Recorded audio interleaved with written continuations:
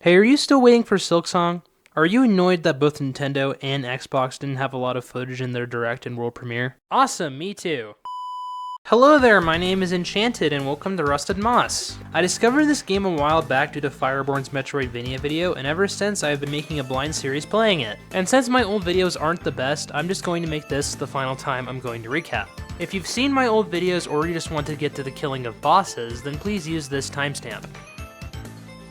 Like Destiny, I only really play Rusted Moss for the gameplay, but here's the quick explanation of the story so far. I am not a human, I am what's called a Fey Changeling. I was pretending to be a human at some lab for some reason that we have yet to learn, and we blew up that said lab. And something within that lab was killed. And now we're on a quest to re-alive the Fey Queen to end the Age of Men by collecting her body parts by beating bosses that are our former friends. I know that's a lot, but just bear with it for now. Now onto the gameplay mechanics of this game. You have a health bar and a mana bar. The mana bar functions like Soul and Hollow Knight in the sense that you use the mana to heal and use certain items.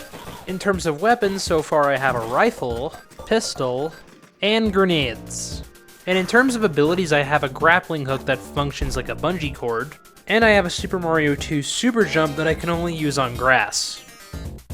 This game features a charm system just like Hollow Knight. You can find trinkets across the map and you can equip them depending on how much storage you have. In terms of other main upgrades, I have 1 health upgrade and 0 mana upgrades, but I do have 2 storage upgrades and 2 pieces of the Fey Queen Titania. With all of that out of the way, time to pick up where we left off. Welcome to Rusted Moss Episode 4. Oh no, I already hate it here. These areas in video games are places that I don't exactly look forward to. Whether it's Deep Nest in Hollow Knight, the Deep Dark in Minecraft, or just the depths in TOTK. And what makes this place much worse is this place has this stuff. If you have watched my previous Rusted Moss videos, then you'll know this. This is Ichor, or Ichor, and if I stand in it too long, it will hurt me, but this Ichor hurts me far faster than before. Pretty much just instantaneously. And you can imagine that platforming is just awful because any amount of time in this stuff will result in me taking damage and getting sent back to the beginning. And very quickly, I start to struggle on the platforming and start trying alternate paths. And as I do, I find buddies? Maybe this place isn't as bad as I initially thought, but a cute creature can often change perspectives very quickly. And right underneath of where I was, there's a whole treasure trove of them, and also lore. But this room was just a straightforward path with only friends by my side, and at the end of it, I found a nice little shop, or rather, forge. This is Blacksmith Sonny, and they run a forge that I will definitely be visiting a lot in the future. For some money and some face silver, I can upgrade my weapons. The only issue is that face silver is really rare and I don't have any, but I can cross that road in the future. Because for now, it's time for some exploration. There's a lot of alternate paths to check, and right now I'm going to start with right above the forge. I start my path up and I am met with a little platforming segment that isn't too hard, and I find something rather important at the end. I find a door that will only open when I have acquired more Titania pieces. I'm not sure exactly how many, but I'm pretty sure it's 4.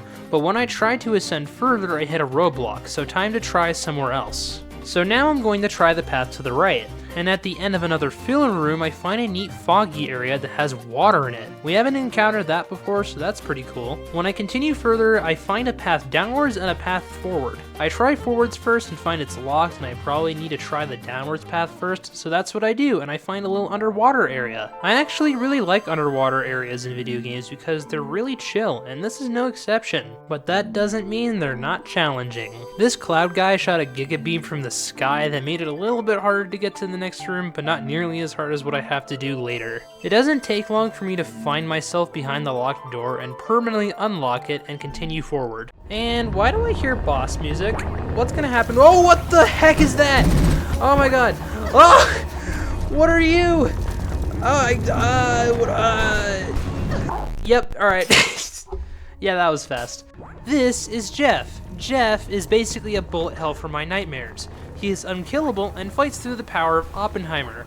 The only way to beat him is to book it past him, but after many failed attempts, I just go back to the spooky place. But don't worry, I come back here later. After making my way back and clearing that jump I was struggling with, I find my first battle arena of the video. I don't know what these things' names are, and I can't find it on Google, but they're actually really tough to beat, and I can tell you now as Mr. Edit that past me struggled a ton, and for pretty good reason. Just one is pretty tough to beat because they're pretty tanky and agile, and they have quite the arsenal of attacks, like bullets that can shoot a fair distance and float around in the air for a little while, and the star attack that does something similar. And later in the video there will be more that contributes to them being difficult to beat. Not to mention the fact I have to fight them after the fact I have to go through a really hard platforming segment. So by the time I get to them, I'm already really low health. And after many attempts that I just will not show, I do finally triumph and get to play more of the video game. In the next room over, there's more platforming, but this time it's infinitely easier because there's one of these blue things. They basically just refill my health and mana to the max by interacting with them with no limit, giving me virtually infinite tries on platforming if they're present. Once I did make the jump, making it to the next save point was incredibly easy, with some bullying along the way for what I went through. Die! And after successfully setting my save, I find myself in a place that looks oddly suspicious. And that's because it is. Remember when I said there would be more to make these guys difficult? Well, here it is. Now I have to fight them in an arena that's full of ichor. And now they have a long-range 3-round burst to compensate for the bigger arena. Also, getting cornered by the floaty bullets doesn't help either. And very quickly on my first attempt, I die, because of course. On my next attempt, I don't last long at all. It doesn't seem like there's an optimal place in the arena to set up shop, because I'd rather get owned in the middle or I get cornered on the sides. However, it doesn't take that many attempts to realize that bullying one in the middle at a time is definitely the best way to go. But that didn't stop me from goofing and dying, because of course. And many attempts later, just look at this clip. I look pathetic, and it's honestly kind of sad, being stuck in a corner like that. And it didn't end any less pathetic. Anyway, here's my winning attempt. I start by annihilating the flyboys as quickly as I can. And to be honest with you, I just got incredibly lucky. By this point, I'm severely underpowered in terms of upgrades, so I just got lucky and just won. I have no idea. And after Superman punching the last guy, immediately after I have to do another arena. This one just seems to be an arena simply here to test my skills against moving Super Ichor, as I'm going to call it. But since moving Ichor is something I've dealt with before, this was relatively easy. Right after that arena, I find an NPC that's simply here to foreshadow a boss fight. And Cassius says, according to legend, the beast is scared of light. Well, that's cool and all, see ya, time to do some platforming. This platforming segment is actually a pretty tricky puzzle. There's moss to grapple off on the bottom of the platforms, but there's Super Ichor on the top, preventing me from standing too long. I do learn that you can brute force jumping really fast though. I also find out I can hang with the grapple to let my Ichor meter go down. And all of that knowledge combined got me the gold. After that, I make my way to my third arena where I meet a shotgun version of the glowing enemies, but I won that arena first try, so After that, I made it to another platforming segment. This one looks really challenging, but I actually did something similar to this the first time I encountered Ichor, so it wasn't actually that hard. After that, I made my way to yet another arena, but this one was just a pushover. Once I was finished with that, I did a button segment that I actually got first try. After that, I made it to yet another save station that came with a buy one get one free teleporter. Right above that, there's actually children. I forgot to mention that the light people like to kidnap children, and like a lot, but anyway.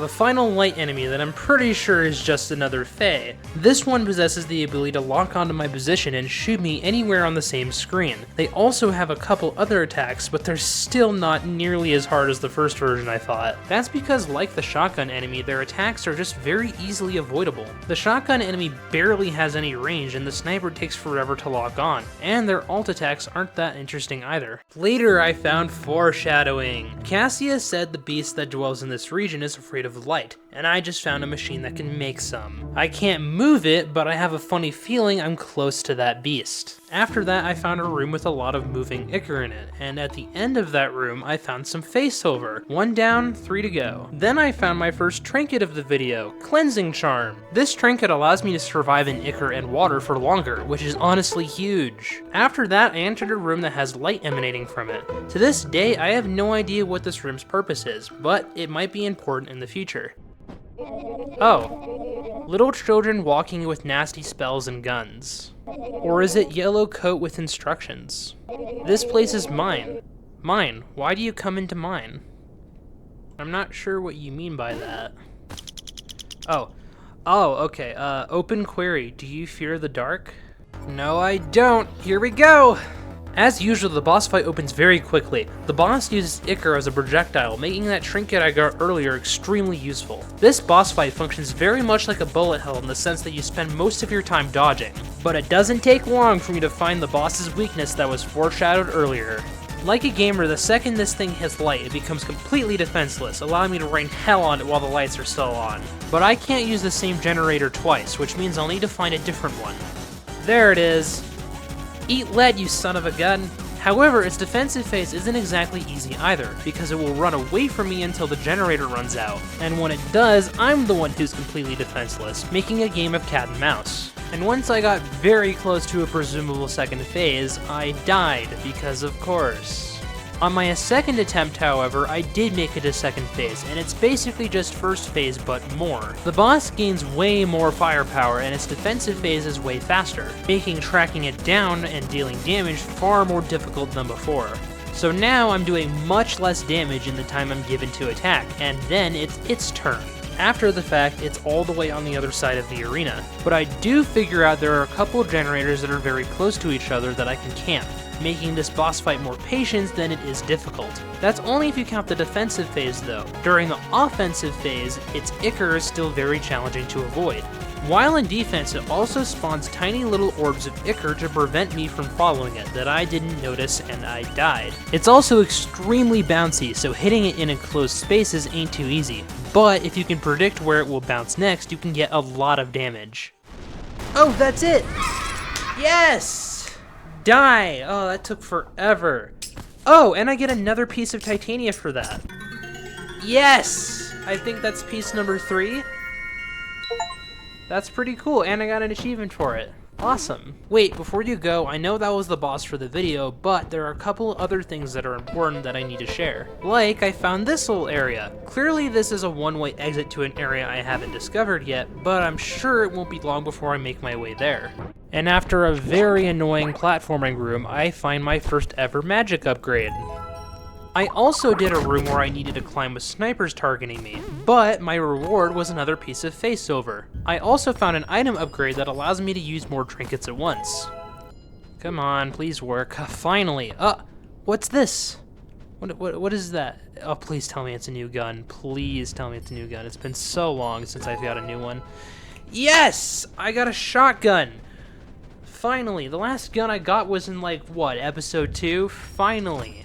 The shotgun is the most unique weapon out of the 3 I have acquired so far. It only has a close range burst and doesn't have a charge attack. Although this would have still been useful in the boss fight. After that, I go searching for upgrades, and one I do find is more face over. And after that, I find another trinket called Powdered Nightshade. All it does is make it so my grenades do more damage over time. After that, I try my hand at trying to get past Jeff, and it's actually not that hard. All you have to do is be patient, move forward between his attacks, and before you know it, you'll be at the end. Once I made it past him, I found an enemy that grapples onto me when I get close to it, but it will let go if I shoot it. After that, I reach a dead end. To proceed further in this area, I need an item I don't yet have, but I'm going to save that for next time. Wow, you're still here. I'm actually pretty surprised you clicked at all. The reason why it's surprising you're still here is because this video had a major flaw from the very beginning. And that's because my gameplay commentary got corrupted soon after starting to record. So I had to improvise it in a lot of ways to make this video good. But since you're still here, I can tell you about something else. I want my next Terraria video to have the rest of pre-hard mode all in one video. and instead of 1 titania piece per video with rusted moss, I do 2. The reason why is because these series are going very slowly and it's taking forever, but I also want to do SILKSONG content when it comes out, and something different for Terraria when I finish that. Anyway, I also want to thank my friend Kat for helping me with the decisions I made for the video. He was a major help. And with that out of the way, I'm Enchanted, this is Rusted Moss, and I hope you enjoyed, and I hope you have a good rest of your day.